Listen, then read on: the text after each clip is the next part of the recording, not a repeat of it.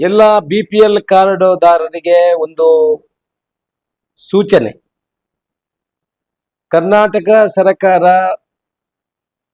BPL ಕಾರ್ಡುದಾರರಿಗೆ KYC ಯನ್ನು ಈಗ ಕಡ್ಡಾಯ ಮಾಡುವ ಹಾಗೆ ಆದೇಶವನ್ನು ಹೊರಡಿಸಿದೆ.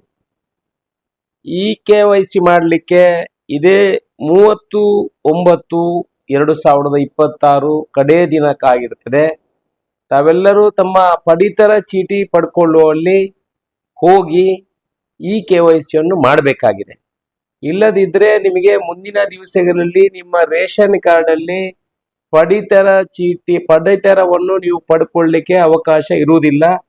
ಆದ್ರಿಂದ ಯಾವುದೇ ರೀತಿಯ ಗೊಂದಲಗಳು ಬೇಕಾಗಿಲ್ಲ. ಯಾರೆಲ್ಲ BPL ಕಾರ್ಡ್ ಹೋಲ್ಡರ್ ಇದ್ದಾರೆ ಅವರು ಇದನ್ನು ಮಾಡಿಕೊಳ್ಳಬೇಕು.